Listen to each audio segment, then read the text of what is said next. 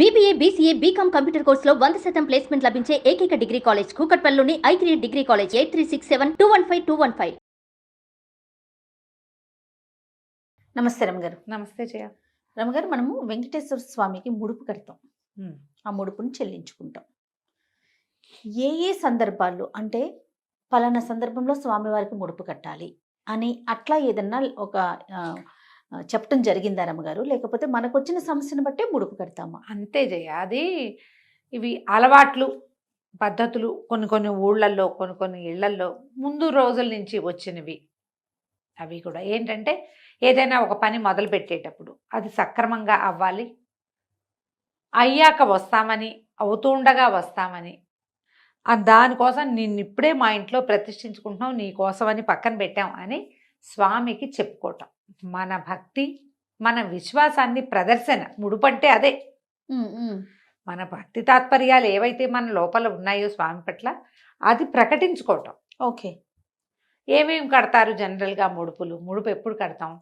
పిల్లలు పెళ్ళిళ్ళు కావట్లేదు, ఎవరైనా పెద్దవాళ్ళు వెంకటేశ్వర స్వామికి ముడుపు కట్టు, పెళ్ళయ్యాక పిల్లలతో పాటు తీసుకొస్తానని, పిల్లల్ని తీసుకొచ్చి చూపిస్తానని అంటారు. అప్పుడు ఏం చేస్తాం? మా పిల్లాడి పెళ్లి కావాలని ఓ శనివారం నాడో ఓ శ్రావణ నక్షత్రం నాడో ఇలా కట్టుకోవచ్చు ముడుపు. శనివారాలు స్వామికి దండం పెట్టుకుని దీపారాధన చేసుకుని, కుదిరితే పిండి దీపారాధన చేసి, పిండి దీపారాధన అంటే ఏం చేస్తారు? బెల్లం చలిమిడి చేసి, బెల్లము బియ్యపిండి కొంచెం నెయ్యి వేసి గ్రైండ్ చేసినా దంచినా చక్కగా ముద్ద అవుతుంది. కొంతమంది పంచదార చలిమిడి చేస్తారు, ప్రాంతాన్ని బట్టి మారుతుంది. ఓకే. ఈ చలిమిడిని దీప ప్రమిదలాగా చేసి దాంట్లో ఆవు నెయ్యి వేసి ఒత్తేసి స్వామికి దీపారాధన చేసుకుంటాం. ఓ 2 పువ్వులు సమర్పిస్తాం, 2 తులసి దళాలు సమర్పించి ఏదైనా వెంకటేశ్వర కరావలంబమో, వెంకటేశ్వర వజ్రకవచమో చదువు, లేకపోతే ఉన్నాయి కదా ప్రపత్తి, సుప్రభాతము, ప్రపత్తి, మంగళాశాసనం, ఇవి చదువుకుని ఓ కొబ్బరికాయ కొట్టి కాస్త వడపప్పు పానకం నివేదన పెట్టి దీపం వెలిగిస్తాం.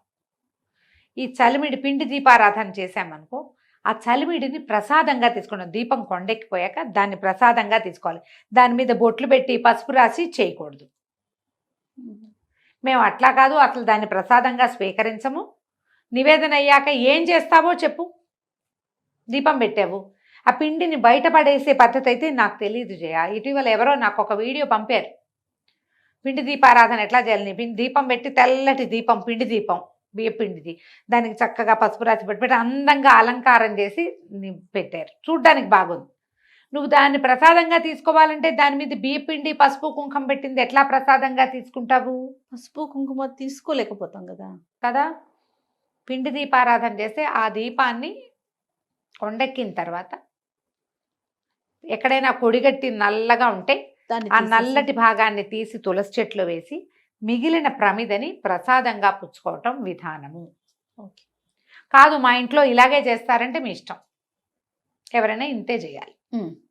చేసి అప్పుడు ఒక గుడ్డ తెల్లటి బట్టని, వస్త్రాన్ని పసుపు నీళ్ళల్లో ముంచి ఆరేసుకుని పంచముక్కలు కొత్తవి, వాడినవి ముడుపులు కట్టుకోకండి. చిన్నంత ముక్క ఉంటే చాలు. దాంట్లో మన శక్తి అనుసారం ఓ 101 రూపాయో, ఓ 11 రూపాయలు, ఒక 21 రూపాయలు, 11, 21, 101 వేయచ్చు. కాదు నేను 1001 కడతానంటే మీ ఓపిక. 5001, 10,001 కూడా కట్టుకో, మన శక్తి అనుసారం. అందులో పెట్టి కాసిన అక్షంతలు అందులో వేసి ఓ తులసి దళం పెట్టి దాన్నే స్వామివారిగా భావించి అది మూడేసేసి లోపల ఎక్కడైనా పెట్టుకోవటం. ఒకటే ముడి లెక్క ఉందా? ఇటు 4 ఇదిగా ఉంది కదా, 4 పలకల గుడ్డ కదా అది. ఇటు నుంచి ఇటు ఒక ముడేస్తాం, పైనుంచి 2 ముడేస్తాం. టైట్గా ముడేసుకోండి. ఆ ముడి ఊడిపోకుండా 2 ముళ్ళు, దాని ముందు 2 ముళ్ళు, పైన 2 ముళ్ళు కూడా వేయచ్చు. దీన్ని ఒక చిన్న మూటలా చేసి దాన్ని దేవుడి మందిరంలో ఓ పక్కన పెట్టుకోండి. దానికి రోజు పూజించవలసిన పని లేదు, దాన్ని పక్కన పెట్టుకోవటమే. పెట్టుకుని మీరు ఏనాడైతే మనం మొక్కు తీర్చుకుందాం, మన పని అయ్యిందని భావించిన వివాహాలు, పిల్లలకి ఏదైనా అనారోగ్యం వచ్చింది సడన్గా, ఇవి మొదటిది వివాహం కదా, వరుసగా చెప్పుకుందాం. వివాహాల కోసం ముడుపు కట్టచ్చు, పిల్లల చదువుల కోసం ముడుపు కట్టచ్చు, పిల్లల అనారోగ్యాలు, అప్పుడు ఏదైనా జబ్బు చేసింది, పెద్దవాళ్ళకి అనారోగ్యాలు వచ్చినాయి, వ్యాపారాల కోసం ముడుపు కట్టచ్చు. ఎక్కడా మొదలవటం లేదు, లేదా మొదలైంది ఎట్టా నడుస్తుందో తెలీదు, ముడుపు కట్టి పక్కన పెట్టుకోవచ్చు. ఏదైనా ప్రమాదం సంభవించినప్పుడు, కోలుకోలేని పరిస్థితి వస్తే ముడుపు కడతాం. కాలినడకన వస్తాం. దానికి ఇంకా మొక్కులు అమెండ్మెంట్లు ఇంకేం చేసుకుంటాం, కాలినడకన కొండెక్కటం. అలిపిరి వైపు ఎక్కుతావో శ్రీవారి మెట్టు మీద ఎక్కుతావో నీ ఓపిక. కాలినడకన రావటం, తలనీలాలు ఇవ్వటం. అక్కడి నుంచి ఆ శరీర అవయవాలు అక్కడ మనకు దొరుకుతూ ఉంటాయి, తిరుపతిలో కనపడుతూ ఉంటాయి కదా, అవయవాలు కొని వేయటం. ఏ భాగానికి ఇబ్బంది వచ్చిందో ఆ భాగం కొని వేయటం. సర్వావయవాలు వేసుకునే వాళ్ళు కూడా ఉంటారు. ఇల్లు కట్టడం కోసం, ఏదైనా ఇల్లు వాకిల్లు కట్టడం కోసం, ఎప్పటికీ ఇల్లు ఏర్పడటం లేదు అని అప్పుడు ముడుపు కట్టి ఇల్లు కట్టుకున్నాక తీసుకెళ్ళి వేయటం. వీటన్నిటి కోసం వీటితో పాటుగా ఇంకా ఏమి ఇస్తారు, ఏదైనా సడన్ ప్రాబ్లం వస్తే ఇది ఇస్తాం, నిలువు దోపిడి. స్త్రీలు పురుషులు కూడా చేయొచ్చు నిలువు దోపిడి. ఎప్పుడు ఇస్తాం నిలువు దోపిడి? ఊరికే ఏదో వ్యాపారానికో పెళ్ళికో వాటికో నిలువు దోపిడీలు మొక్కం. ప్రాణాపాయ స్థితి వస్తే, ఇంకో దారి లేనప్పుడు, ఏం చేయాలో తెలియనప్పుడు నిలువు దోపిడీ కూడా మొక్కుకుంటారు. ఓకే. నిలువు దోపిడీ కూడా ఏదైనా ఒంటి మించి ఒక వస్తువు తీసి మేము నిలువు దోపిడీ ఇస్తామని ఆ వస్తువుని కూడా ముడుపులో వేసేసేయచ్చు. ఉంగరం వేయదలుచుకున్నాం, ఉంగరం అందులో వేసి మూట కట్టి పెట్టి పక్కన, ఈ రోజు నుంచి ఈ వస్తువు నీది. ఒంటి మించి అన్ని వస్తువులు తీయకపోయినా ఒక వస్తువు తీసి ముడుపు కట్టి ఏనాడు వెళ్తామో అప్పుడు మిగిలిన వస్తువులన్నీ అక్కడ సమర్పించుకోవచ్చు. ఇలా చేయొచ్చు. ఏముంది, ఇళ్ళు, పిల్లలు, అనారోగ్యాలు, సమస్యలు, వీటన్నిటికీ కూడా ముడుపులు కట్టచ్చు, కట్టి వేసుకుంటారు. ఇప్పుడు ఇది ఇళ్లలో వేరే ఒక పద్ధతి ఉందనుకో, ఇంట్లో పెద్దవాళ్ళు చెప్తారు మా వాళ్ళ పద్ధతి ఏదో, అలా చేసుకోండి అంతే. ముడుపు కట్టి పక్కన పెట్టుకోవడం, సమర్పించడం. సాధారణంగా తిరుపతికి ముడుపులు ఉంటాయి. పిల్లలకి తల వెంట్రుకలు ఇవ్వాలనుకుంటామా మనం, ఏడాది లోపల ఇవ్వదలుచుకున్నాం అనుకో, కానీ మనకు వెళ్ళటం కుదిరేలాగా లేదు. ఇప్పుడు అవకాశాలు ఉన్నాయి జయ. పాతకాలంలో ఏముండేది కాదు కదా, కుదిరేది కాదు. 4 కుదరాలి, డబ్బు కుదరాలి, ప్రయాణ సన్నాహం కుదరాలి, ఇంట్లో పెద్దవాళ్ళందరూ కలిసి రావాలి, యాత్రలకు వెళ్ళడం సులువు కాదు. ఇప్పుడే ఉంది, మనం ఎప్పుడు కావాలంటే అప్పుడు చిటుకని బుక్ చేసుకుని వెళ్ళిపోతున్నాం. అవును. ఇది వరకు కుదిరేది కాదు. అప్పుడు ఏం చేసేవాళ్ళు, ఏడాది లోపల మనం వెళ్ళడం అవ్వలేదు, ఈ లోపల తల్లి గర్భవతి అయింది మళ్ళీ, అప్పుడు జుట్టు తీయరు కదా, అప్పుడు ఏం చేసేవాళ్ళు, ఆ తల వెంట్రుకలు తీయించేసి అన్న కొద్దిపాటి వెంట్రుకల్ని మూట కట్టి పక్కన పెట్టేవాళ్ళు. జుట్టంతా మూట కట్టే చోట వీళ్ళని కూడా చూశాను నేను. అప్పుడు ఒక 100, 101 రూపాయి వేసి, ఇందాక ముందు చెప్పినట్టుగా అక్షంతలు వేసి, ఈ హెయిర్ పెట్టేసి అందులో ముడుపు కట్టి దాన్ని పూజా మందిరంలో పెట్టేవాళ్ళు మాత్రం కాదు, దాన్ని విడిగా భద్రపరచుకునేవాళ్ళు.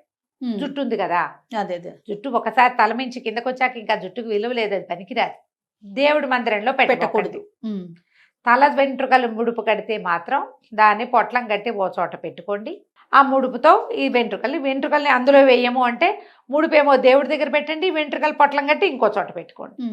సమర్పించేటప్పుడు ఎలా రమ్మగారు? పట్టుకెళ్ళి ఇస్తే మనం ఎక్కడైతే అప్పుడు మనం వెళ్ళినప్పుడు జుట్టు ఇస్తాం కదా పిల్లలకి, మళ్ళీ అప్పుడు ఇగో ఇది మనం ముందు తీసింది అంటే అక్కడ ఒక ఇది ఉంటుంది, అందులో వేయండమ్మా అని చెప్తారు. కానుకలు ఒక దగ్గర, మనము కానుకలు ఇచ్చేదేమో మనం అక్కడ, ఏది అది హుండీ దగ్గర. ఈ తల వెంట్రుకల ముడుపు ఉంది అంటే అది ఇందులో వేయండి అని చెప్తారు. ఓకే. ఇక్కడ వేసేసుకోవచ్చు. మీరు వెళ్ళినప్పుడు చూడండి, కళ్యాణ కట్టలు, చిన్న చిన్న కళ్యాణ కట్టలో కూడా ఒక పెద్ద దీని లాంటిది కనపడుతుంది. తల ముడుపు కడితే కనుక అందులో వేయచ్చు, సరిపోతుంది. ఇప్పుడు మామూలుగా మనం జుట్టు మొక్కున్నాం అనుకో, వెళ్తాం, వెళ్ళలేదు తర్వాత వెళ్ళినప్పుడు ఇస్తాం అంతే, వాటిని ముడుపులు కట్టక్కర్లా. ఈ తొలి జుట్టునే ముడుపు కడతారు. ఏదైనా ప్రమాదం సంభవించినప్పుడు కూడా జుట్టు ఇస్తామని మొక్కుంటే అప్పుడు కూడా తలని ముడుపు కట్టచ్చు. తల తేయించేసి అవకాశం ఉన్నప్పుడు ఎప్పుడో వెళ్తాం, వెళ్ళినప్పుడు చేసుకోవచ్చు. వీటన్నిటికీనమ్మా ప్రధానంగా దేశాచారాలు, ప్రాంతాచారాలు. మన ప్రాంతంలో మామూలుగా మనకు ముడుపు అంటే వెంకటేశ్వర స్వామి, ఇది మన దేశాచారం. అవునవును. ప్రాంతాచారాలు నెల్లూరులో ఒక రకంగా ముడుపులు సమర్పిస్తారు, బందర్లో ఇంకో రకంగా సమర్పిస్తారు. అవి. మూడోది గృహ ఆచారాలు, మన ఇళ్లల్లో ఉండేవి, ఇంటి ఆచారం ప్రకారం. మన ఇంట్లో పెద్దవాళ్ళు ఏదో చెప్తారు, రామారావు గారు చెప్పారు నేను చెప్పినట్టు చేయమన్నట్టల్లా నేను, మీ ఇష్టం, మీ ఇంట్లో పెద్దవాళ్ళు అలా కాదు మేము ఇలా చేస్తామంటే నేను చెప్పింది పాటించకూడదు, మీ ఇంట్లో పెద్దవాళ్ళనే పాటించాలి 100% అదే కరెక్ట్. దాన్నే మనం స్వధర్మ నిధనం అని చెప్తాం. మన ఇంట్లో ఏది ఉంటే ఇంకా అట్లా వెళ్తాము. మీకు ఎవరు లేరు, చెప్పేవాళ్ళు లేరు, నువ్వు అడగదలుచుకోలేదు, అప్పుడు నన్ను ఫాలో అవ్వు హాయిగా. ఎప్పుడైనా ఇదే పద్ధతి. 7 శనివారాలు ఉంటాం, 9 శనివారాలు, వీటికి ముడుపులు కట్టాం, శనివారాలు ఉంటూ ఉంటాం అంతే. నోములు చేసుకునే వాళ్ళు ఉన్నారు కదా, 7 శనివారాల వ్రతాలు, అవి ముందంతా నా తెలియజేయ. మా శనివార వ్రతం ఏం లేదు, శనివారం 100% తలస్నానం చేయటం, ఒక పూటే భోజనం, వెంకటేశ్వర స్వామి ప్రపత్తి ఉన్నాయి కదా, చదువుకోవటం. అంతే. అసలు అబద్ధం ఆడకుండా ఉండాలి జయ. ఆ రోజు ఏదో చిన్నప్పటి తిన్నామనో తినలేదనో తాగేసామనో తాగలేదనో మానేసామనో ఏదో చెప్తూ ఉంటాం. జీవితం కదమ్మా, చెప్తాం కదా. అబద్ధాలు చెప్పట్లేదు అని ఎలా చెప్పగలుగుతాం మనం? అదే కదా, చెప్పలేము. ఈ ఒకరోజు మాత్రం అది కూడా వద్దు. శనివారం నాడు ఏ అబద్ధమో ఆడద్దు మీరు. వెంకటేశ్వర స్వామికి మీరు చెల్లించుకునే మొక్కు అది. అలా పెట్టుకోవాలంట. ఇలా పెట్టుకోండి. ముడుపులు ఏవైనా కట్టుకోవచ్చు. దానికల్లా ప్రధానంగా పసుపచ్చటి బట్ట, ఒక కాయిన్తో పాటు కొంత రుసుము, కొన్ని అక్షతలు, ఓ వక్క కానీ ఏదైనా పెట్టచ్చు. పెట్టలేకపోయినా పర్వాలేదు. తులసి దళం పెడతాను జయ నేను మాత్రం. దళం ఎండిపోయినా అదేం అవ్వదు. దళం 3-4 రోజుల్లో పోతుంది. పువ్వులు లాంటివి పెట్టామనుకో అవునవును, పాడవుతాయి. అవునవును. కానీ తులసి దళం అలా అవ్వదు. వెళ్తుంది స్వామివారికి సమర్పయామి, ఇబ్బంది ఏం లేదు. నమస్తే రమగారు. నమస్తే జయ.